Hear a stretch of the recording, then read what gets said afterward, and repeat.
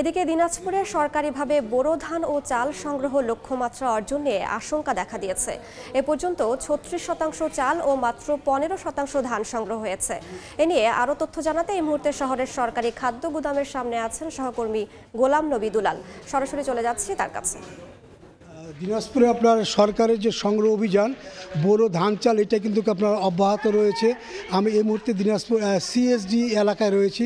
এখানে আপনার যারা এই চাল এবং ধান যারা দিচ্ছেন তারা কিন্তু এই গোডাউনগুলোতে তারা আপনার চাল এখানে আপনার দিচ্ছেন। আপনি দিনাজপুর সংগ্রহ অভিযানের যে তথ্য সেটি আপনাকে জানিয়ে রাখি যে জেলা পর্যায়ে দিনাজপুরে এবার চালের যে লক্ষ্যমাত্রা দেওয়া হয়েছে সেটি হচ্ছে ১,১৪,০০০ মেট্রিক টন এবং ধান ১৭,৭৮০ মেট্রিক টন। এবারও কিন্তু ধানের যে লক্ষ্যমাত্রা অর্জিত না হওয়ার আশঙ্কা দেখা দিয়েছে, যদিও এখানকার জেলা খাদ্য নিয়ন্ত্রক আপনার সুবীর নাথ চৌধুরী তিনি জানিয়েছেন যে ৩১শে আগস্ট পর্যন্ত এই সংগ্রহ অভিযান চলবে।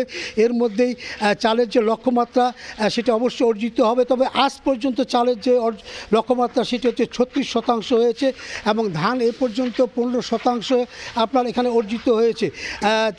যেহেতু ধান এবং চাল এই দিনাজপুরের সংগ্রহ অভিযান আপনার এটা অব্যাহত রয়েছে, সেটা আপনার সরকারি ধান সংগ্রহ অভিযানের জন্য সরকার যে আপনার শর্ত দেওয়া হয়েছে সেটি অত্যন্ত শক্ত এবং কৃষকরা যেটা বলছেন যে সরকার যে শর্ত দিয়েছে বিশেষ করে ধানের যে আর্দ্রতা সেটা শতকরা আপনার 14% সেটা লাগবে এবং আপনার এই আর্দ্রতা অনুযায়ী আপনার কৃষকরা কিন্তু সরকারের ঘরে ধান তেমন দিতে পারছেন না। আপনি জানেন যে গত 15-20 দিন আগে আপনার এখানে প্রাকৃতিক যে দুর্যোগ সেই দুর্যোগের কারণে কিন্তু ধান ভেজা রয়েছে। এই কারণে কৃষকরা কিছুটা হলেও আমরা সমস্যায় পড়েছেন। তবে এবারও আশা করছেন ধানের লক্ষ্যমাত্রা অর্জিত না হলেও চালের লক্ষ্যমাত্রা অর্জিত হবে। তো আমার কাছ থেকে সর্বশেষ ধান এবং চাল সংগ্রহের অভিযানের এই ছিল।